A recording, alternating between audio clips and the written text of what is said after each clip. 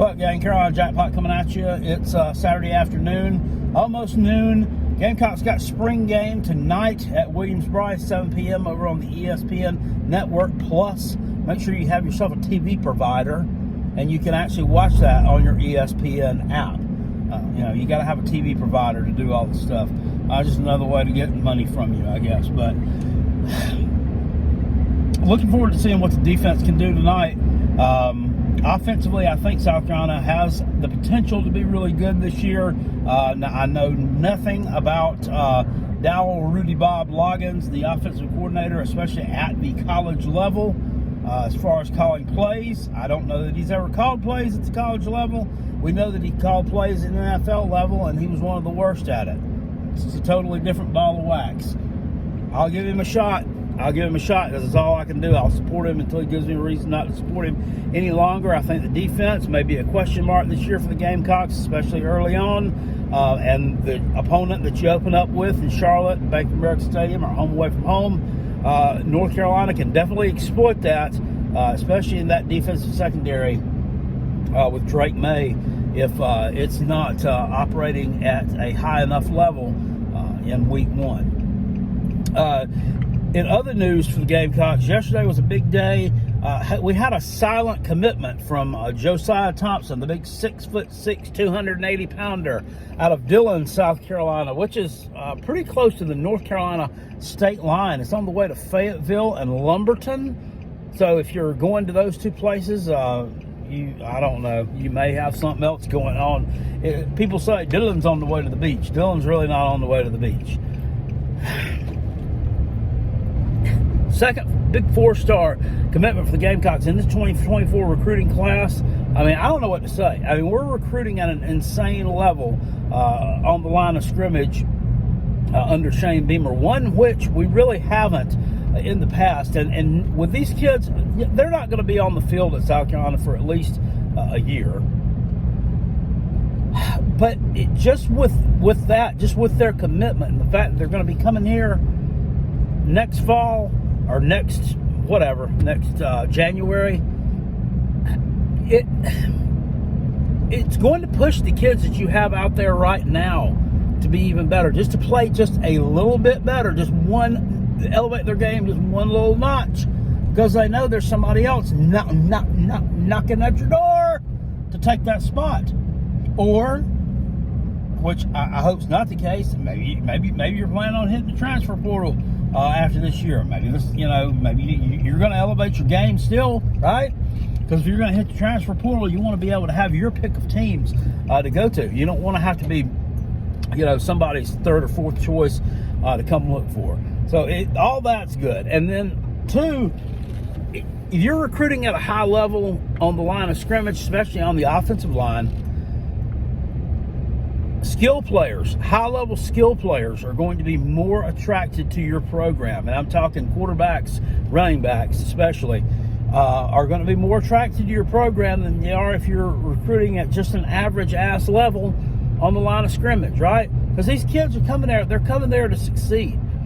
They're coming to South Carolina or looking for a school to come to where they're going to get playing time, where they're going to be able to polish their craft, where they're going to be able to get ready for the league. They're not going to come somewhere where they're looking to get killed every Saturday, right?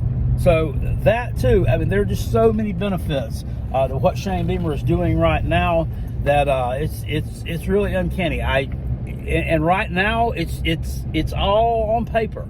It's nothing that we've seen yet, and it's like it's all in the future.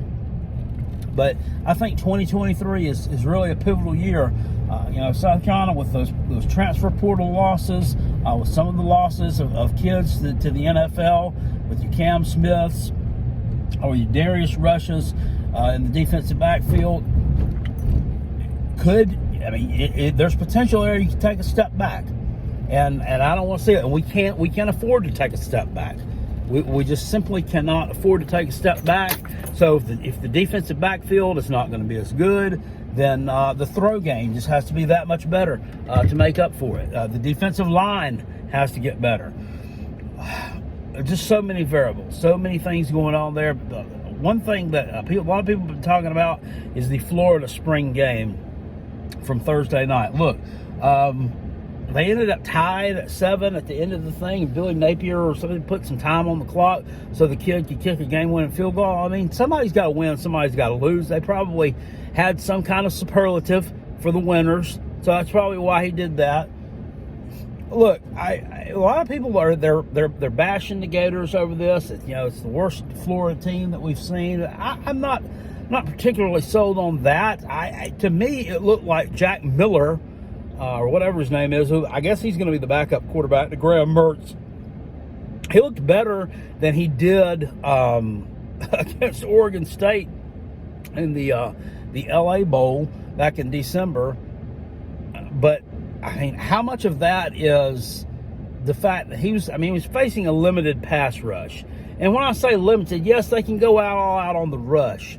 But if you know that you're not going to get hit, and of course quarterbacks aren't live in these spring games, if you know you're not getting hit, then it relieves a little bit of pressure right there. So it may not be all on Jack Miller's improvement. It may just be on the fact that Jack Miller wasn't facing the kind of pressure that he faced in a game against an Oregon State, or that he will face on Saturdays in SEC play. But the running backs, I don't know.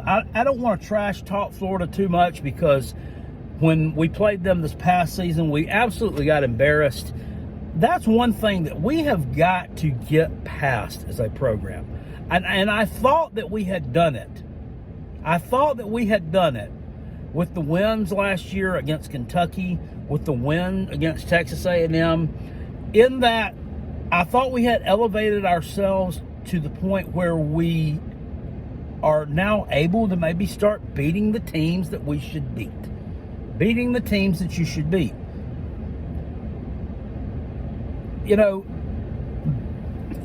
Knocking off 2 top 10 teams like we did at the end of the year in Clemson and Tennessee is great. It really is. And those victories were huge for recruiting. They were huge on many fronts. But if you're not able to beat the teams that you should be beating, it makes your program look streaky. It makes you look fluky, and maybe masks the fact that there are still some holes there. We lost to a terrible Florida team badly. We lost to a terrible Mizzou team badly in a game where we weren't even competitive in either game. South Carolina stood no chance ever to win either of those games. Now, the Mizzou game, the score was closer because Mizzou's offense was just that inept. We have to start beating the teams that we should be beating. And I believe that it starts this year. I believe that we see that start this year. I'd hate to be Florida. I'm going to start acting like the stupid Tennessee fans towards Florida, the way that they're acting right now towards us. I'd hate to be a Florida fan, know we got to be coming into Willie B this year. I'd hate to see it. We're going to hang 60 on you. We might hang 70 on you. Yep. See you in Willie B. See you in Columbia in October. That's how stupid the Tennessee fan sounds. Well, that's how I'm going to act all summer and all off season toward the Florida man. If there are many. There just aren't many Florida people that come over to this channel anymore. There were about 5 or 6 years ago when I was making some Florida hate videos. They would come over and try to trash talk me, talk about my football acumen. I mean, as if they had any themselves. Kind of take pot shots at my waistline and whatnot, which is fine. I mean, any of you can do that. It's a free world, free country, and doesn't bother me in the slightest. It's not real trash talk football, and you have to resort to those kind of personal attacks on an individual. It just shows that you're not very smart and you have no basis for an argument. So, at any rate, spring game tonight. South Carolina, huge pickups on the offensive line. Florida, probably going to be a pile of trash again this year. Those are the big headlines in college football this weekend. I'll see you guys later on. We'll be some spring games today, and I'll kind of recap some of those later on as I see fit. I'll see you all later. Appreciate it. Peace, and I'm out of here. Go Gamecocks, and go Coach Beamer. Woo! I said, woo!